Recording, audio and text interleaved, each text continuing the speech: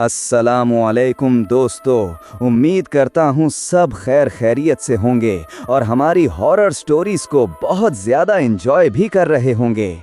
आज की स्टोरी पाकिस्तान की एक ऐसी मशहूर जगह की है जिसको हम लोग अपनी ज़ुबान में फ्रेयर हॉल कहते हैं। तो चलें स्टोरी की तरफ चलते हैं। ये कहानी हमें कराची से साद कुरैशी ने भेजी है। उनका कहना है कि वो सिर्फ एक अर्बन एक्सप्लोरर और डॉक्यूमेंट्री फोटोग्राफर थे जो पुरानी इमारतों की तस्वीरें लेना पसंद करते थे। लेकिन एक रात जब वो फ्रेयर हॉल की पुरानी लाइब्रेरी में कैमरा लेकर गए तो उन्होंने वहाँ कुछ ऐसा कैप्चर कर लिया जो शायद इंसानों के लिए देखना ही नहीं था। सुनसान हॉलवे, हवा में घुली पुरानी किताबों की स्मेल और एक परछाई जो रोशनी पड़ते ही गायब हो गई। लेकिन जब साद ने कैमरा की स्क्रीन चेक की तो तस्वीर में एक बूढ़ा आदमी खड़ा था और उसके पीछे धुंधली रूहों की पूरी महफिल नजर आ रही थी। सबकी आंखें सीधा कैमरा की तरफ देख रही थीं, जैसे वो सदियों से किसी का इंतजार कर रहे हों। सवाल ये है, क्या साद ने सिर्फ तस्वीर ली थी या अनजाने में फ्रेयर हॉल की उन रूहों को अपनी दुनिया में आज़ाद कर दिया था? तो चलें सुनते हैं साद की ज़ुबानी। कराची की रातें मेरी दुनिया थीं। शहर की धड़कन दिन में तेज होती थी, पर सूरज ढलते ही एक अलग ही रूह जाग उठती थी। मैं साद कुरैशी, एक अर्बन एक्सप्लोरर और डॉक्यूमेंट्री फोटोग्राफर, इस रूह का पीछा करता था। मेरी दिलचस्पी उन पुरानी इमारतों में थी जो वक्त के थप्पड़ों को सहकर भी सीना ताने खड़ी थीं। फ्रेयर हॉल कराची का वो गौरवशाली अतीत जो ब्रिटिश काल की निशानी था, मुझे हमेशा से अपनी ओर खींचता था। दिन में तो वो लोगों और पर्यटकों से गुलजार रहता था, पर रात होते ही उसकी भव्यता एक रहस्यमयी खामोशी में बदल जाती थी। यही खामोशी मेरा कैनवस था, मेरा जुनून। आज रात मैंने फ्रेयर हॉल की पुरानी लाइब्रेरी को अपने कैमरा में कैद करने का फैसला किया था। मेरी पीठ पर भारी कैमरा बैग था जिसमें मेरा भरोसेमंद DSLR लेंसों का एक ज़ख़ीरा और एक मजबूत ट्राइपॉड था। शहर की शोरगुल से दूर हॉल के बड़े बड़े गेटों से अंदर दाखिल होते ही हवा में एक अजीब सी ठंडक घुल गई। पार्क के पेड़ हवा में सरसराहट पैदा कर रहे थे, जैसे कोई फुसफुसा रहा हो। मैंने अपनी टॉर्च जलाई। उसकी पतली रोशनी ने सामने फैले अंधकार को चीरने की कोशिश की। फ्रेयर हॉल की गॉथिक वास्तुकला रात के अंधेरे में और भी विशालकाय लग रही थी। उसकी ऊंची मेहराबें और मीनारें आसमान को छूती हुई। मुख्य दरवाजे पर ताला नहीं था, शायद चौकीदार की मेहरबानी। मेरे होंठों पर हल्की सी मुस्कान तैर गई। मैं जानता था कि चौकीदार मुझे जानता था, मेरे इस अजीबो गरीब शौक को भी। अंदर कदम रखते ही मेरे जूतों की आवाज़ ने विशाल हॉल की खामोशी तोड़ दी। हवा में पुरानी किताबों, लकड़ी और धूल की मिली-जुली गंध थी। एक ऐसी गंध जो वक्त के साथ लिपट कर सदियों पुरानी हो गई थी। मैंने एक गहरी सांस ली। ये मेरे लिए किसी परफ्यूम से कम नहीं थी। लाइब्रेरी का बड़ा दरवाज़ा थोड़ा खुला हुआ था। अंदर से आ रही हल्की सी रोशनी ने मुझे इशारा किया। मैं धीरे से अंदर दाखिल हुआ। टॉर्च की रोशनी ने विशालकाय लकड़ी की अलमारियों पर नाचते हुए धूल के कणों को उजागर किया। छत इतनी ऊंची थी कि मेरी टॉर्च की रोशनी भी मुश्किल से उस तक पहुंच पा रही थी। हर तरफ किताबें ही किताबें थीं, हजारों लाखों किताबें जो वक्त के साथ पीली पड़ चुकी थी। उनकी जिल्दें फटी हुई थी, पर हर किताब अपने अंदर एक पूरी दुनिया समेटे हुए थी। मैंने अपने ट्राइपॉड को सेट किया, कैमरा को उस पर लगाया और पहला शॉट लेने की तैयारी की। माहौल में एक अजीब सा सूनापन था, जैसे वक्त यहाँ ठहर गया हो। मेरे दिल की धड़कनें तेज हो रही थी। ये डर नहीं था, बल्कि एक रोमांच था। उस अनजानी दुनिया को छूने का रोमांच जो रात के अंधेरे में मेरे सामने खुल रही थी। तभी ऊपर बैल्कनी से मुझे कदमों की हल्की सी आहट सुनाई दी। मेरे हाथ रुक गए। मैंने टॉर्च ऊपर उठाई। उसकी तेज रोशनी ने बैल्कनी के कोने को रोशन किया। कुछ नहीं था, शायद मेरा वहम था। रात के अंधेरे में अक्सर दिमाग ऐसी शरारतें करता है। मैंने खुद को समझाया और फिर से कैमरा की तरफ मुड़ा। मैंने कई शॉट्स लिए, हर कोने को, हर किताब की अलमारियों को अपने लेंस में कैद किया। हर क्लिक के साथ फ्लैश की रोशनी एक पल के लिए अंधेरे को चीरती और फिर सब कुछ पहले की तरह खामोश हो जाता। मैं हॉलवे की तरफ बढ़ा जहां लंबी गैलरी थी। यहाँ की अलमारियाँ और भी पुरानी लग रही थीं, उन पर मकड़ी के जाले और भी घने थे। जैसे ही मैं हॉलवे के आखिरी छोर पर पहुंचा, मेरी टॉर्च की रोशनी में एक लंबी पतली परछाई दिखी। वो दीवार के सहारे खड़ी थी, इतनी ऊंची कि उसकी ऊपरी सीमा छत से जा टकराती थी। मेरे रोंगटे खड़े हो गए। ये कोई पेड़ की परछाई नहीं थी, ना ही किसी फर्नीचर की। ये एक इंसान की परछाई जैसी थी, पर बहुत लंबी, बहुत पतली। कौन है? मेरी आवाज़ खुद मेरे कानों में अजनबी लगी, थोड़ी कांपती हुई। कोई जवाब नहीं आया। परछाई वहीं खड़ी थी, हिलती नहीं थी। मैंने टॉर्च की रोशनी को सीधा उस पर डाला।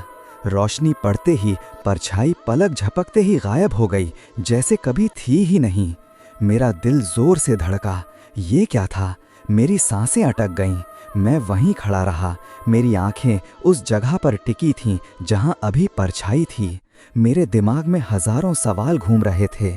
क्या मैंने कुछ देखा था या ये सिर्फ मेरी कल्पना थी? रात के इस अजीब माहौल का असर। मैंने अपने कैमरा को उठाया। मेरा हाथ थोड़ा कांप रहा था, पर मैं जानता था कि मुझे ये शॉट लेना है। मैंने उस खाली जगह का एक फ़ोटो लिया जहां परछाई अभी खड़ी थी। फ्लैश की तेज़ रोशनी ने एक पल के लिए अंधेरे को रोशन किया। मैंने जल्दी से कैमरा की स्क्रीन चेक की। स्क्रीन पर जो दिखा उसने मेरी रूह तक को कंपा दिया। तस्वीर में उसी जगह पर जहां मैंने सिर्फ एक परछाई देखी थी, एक बूढ़ा आदमी खड़ा था। उसके कपड़े पुराने ज़माने के थे, जैसे 19वीं सदी के। उसकी आंखें सीधी कैमरा की तरफ देख रही थीं। उसकी शक्ल धुंधली थी, पर मैं उसका अस्तित्व साफ महसूस कर सकता था। उसके चेहरे पर एक अजीब सी शांति थी, मानो वो सदियों से वहीं खड़ा हो। मेरा हाथ कांपने लगा। कैमरा लगभग छूटने ही वाला था। मैंने अपनी आंखों को मला, सोचा शायद ये स्क्रीन का कोई ग्लिच है। मैंने फिर से तस्वीर देखी। वो बूढ़ा आदमी वहीं था। मैंने ऊपर देखा। मेरे सामने हॉलवे खाली था, कोई नहीं था। फिर ये तस्वीर में कैसे आया? बेटा, रात को यहाँ लोग नहीं आते। एक गहरी खुरदुरी आवाज़ मेरे ठीक पीछे से आई। मेरी नसें तन गईं।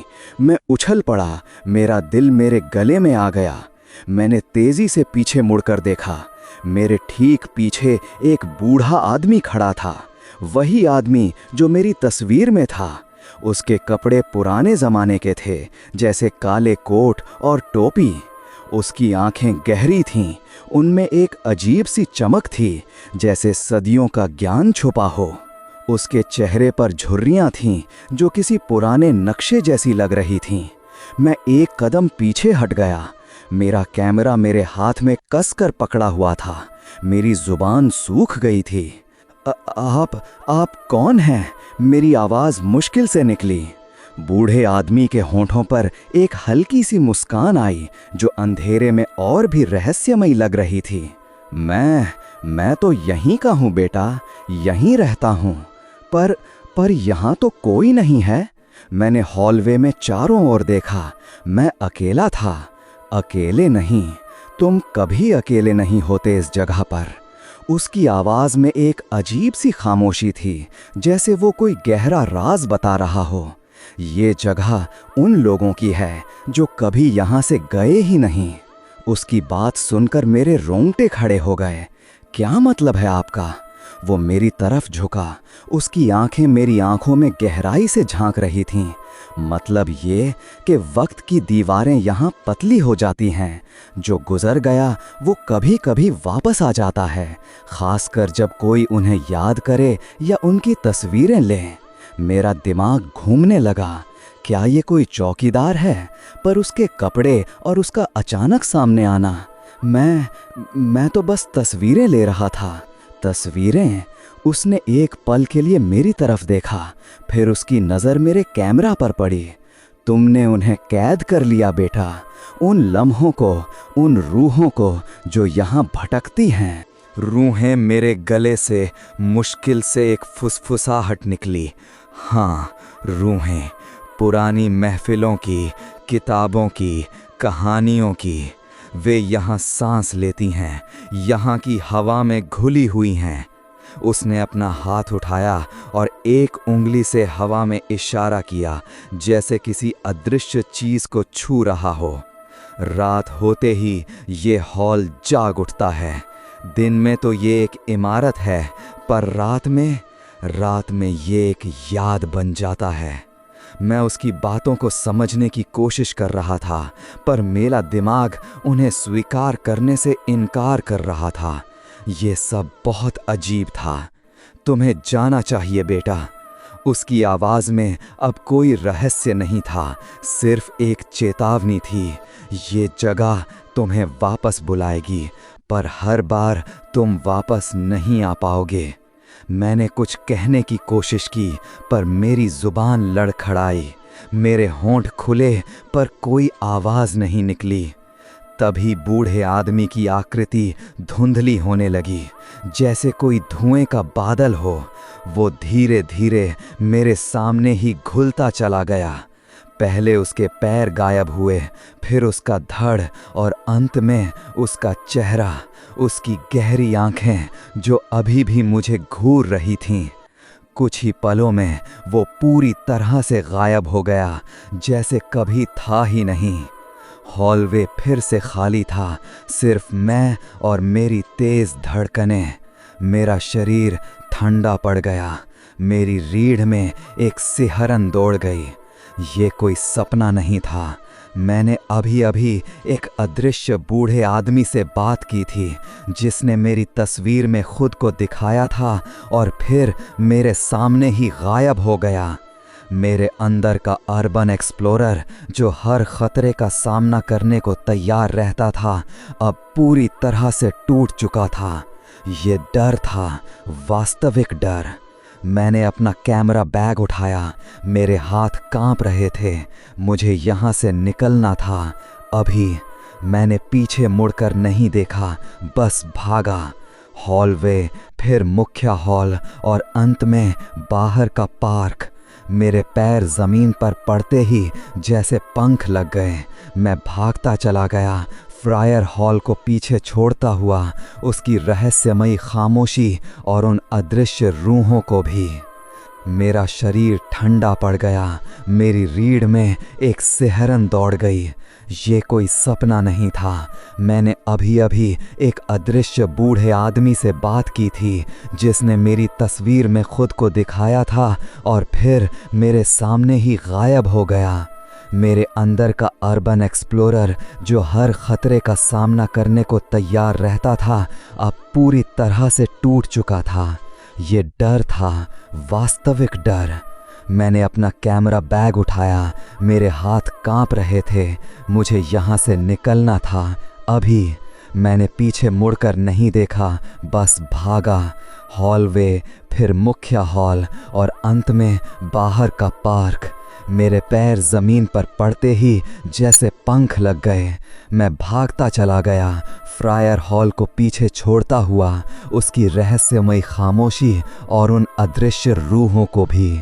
शहर की सड़कों पर आते ही मुझे लगा जैसे मैंने एक गहरी सांस ली हो, जो मैंने शायद अंदर हॉल में नहीं ली थी। मेरे कानों में अब भी उस बूढ़े आदमी की आवाज़ गूंज रही थी। ये जगह उन लोगों की है जो कभी यहाँ से गए ही नहीं। घर पहुँचते ही मेरा शरीर पसीने से तर था, पर अंदर से मैं ठंडा पड़ चुका था। मैंने खुद को बिस्तर पर गिरा दिया। मेरी सांसें अभी भी तेज चल रही थी। मेरा दिमाग उस रात के वाक़ये को सुलझाने की कोशिश कर रहा था, पर हर कोशिश नाकाम हो रही थी। मैंने अपने कैमरे से तस्वीरें निकालने का फैसला किया। शायद उनमें कोई सुराग मिल जाए।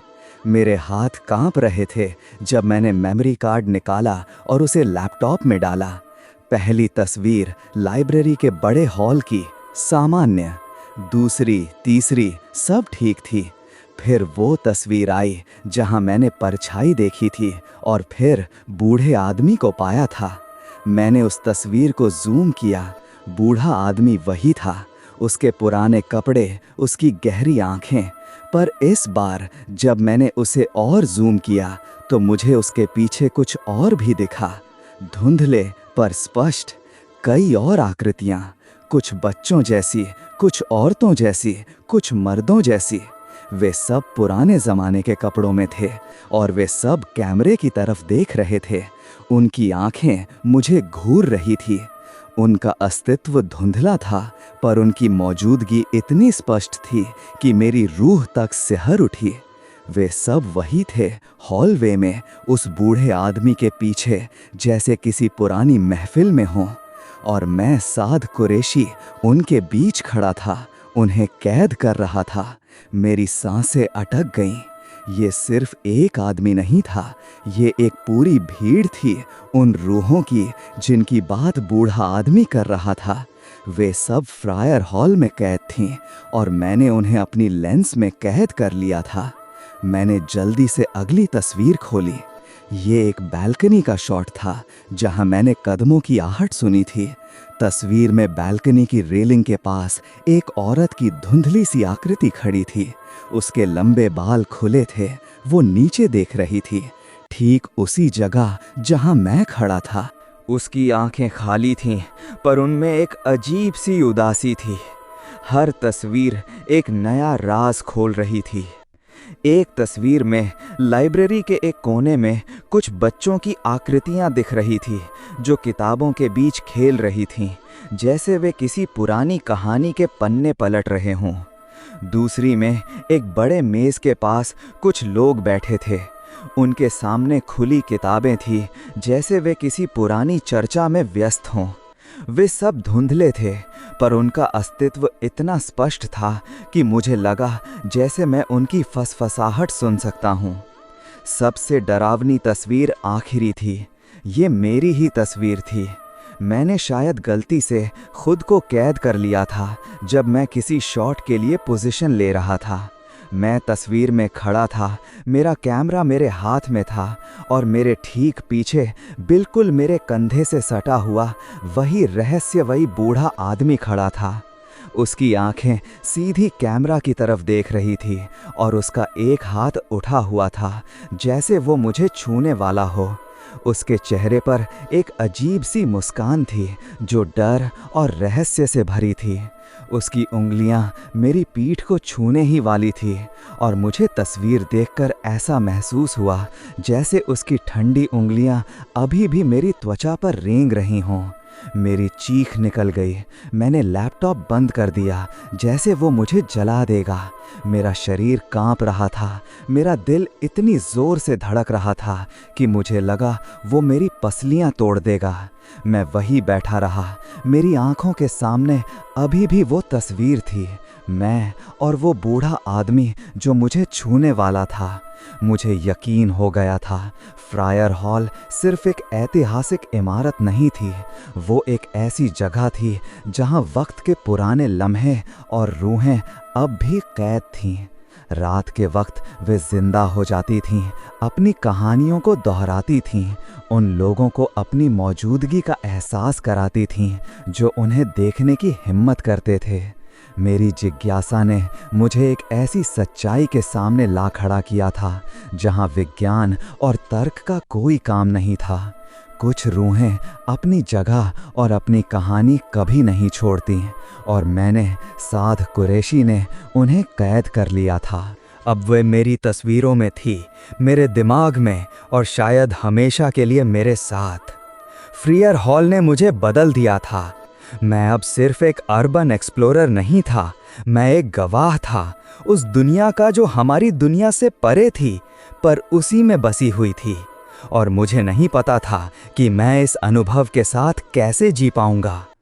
तो दोस्तों, ये थी फ्रियर हॉल की वो खौफनाक रात, जहां एक सिंपल फोटोग्राफी ट्रिप एक ऐसी सच्चाई में बदल गया जिसे शायद साइंस कभी एक्सप्लेन ना कर सके। शायद कुछ जगहें सिर्फ इमारतें नहीं होती, बल्कि उनमें गुजरे हुए लम्हों और रूहों की यादें भी कैद होती हैं।